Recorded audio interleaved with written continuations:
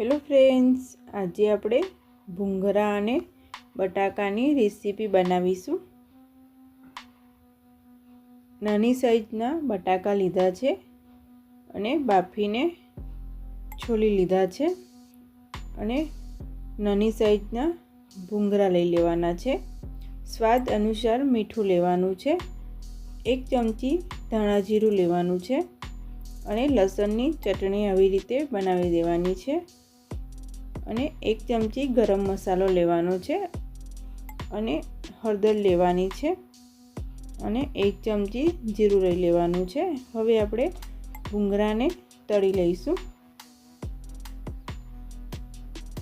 મારી ચેનલ ઉપર નવા આવ્યા હોય તો લાઈક અને સબસ્ક્રાઈબ જરૂરથી કરી દેજો।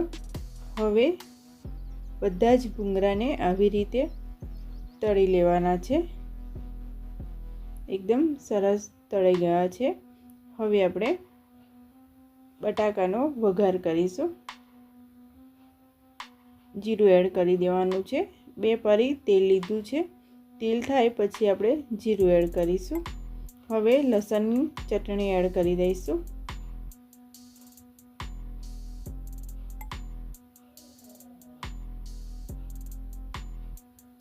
આવી જ રીતે થોડી વાર શેકાવા દેવાનું છે અને થોડું પાણી એડ કરીશું।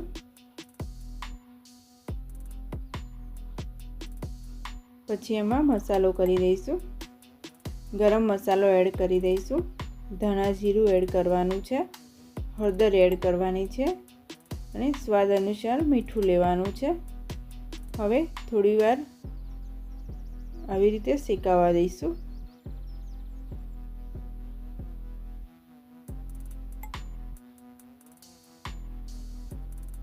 મારો વિડીયો પસંદ આવે તો તમે પણ જરૂરથી ટ્રાય કરજો। હવે સરસ રીતે શેકાઈ ગયું છે અને તેલ છૂટું પડી ગયું છે। હવે બટાકા એડ કરી દઈશું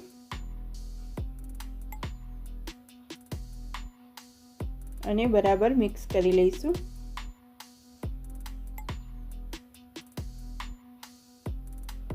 મોટી સાઈઝના બટાકા લો તો 1ના 4 ભાગ કરવા પડે છે, એટલે એકદમ છેલ્લી સાઈઝના બટાકા લીધા છે। હવે સરસ રીતે મિક્સ થઈ ગયું છે। હવે આપણે ધાણા એડ કરી દઈશું અને થોડી વાર માટે થવા દઈશું।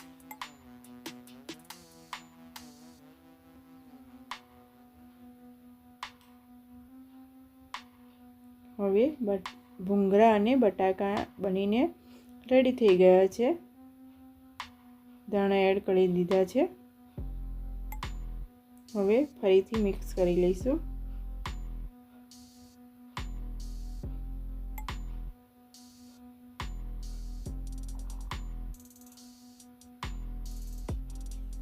હવે બટાકાનો મસાલો બનીને રેડી થઈ ગયો છે। હવે એક પ્લેટમાં કાઢી લઈશું। ભૂંગળા અને બટાકાની રેસીપી બનીને રેડી થઈ ગઈ છે। મારી ચેનલ ઉપર નવા આવ્યા હોય તો લાઈક અને સબસ્ક્રાઈબ જરૂરથી કરી દેજો અને વિડીયો પસંદ આવે તો તમે પણ જરૂરથી ટ્રાય કરજો। ફરી એક નવા વિડીયો સાથે મળીશું। Thank you for watching.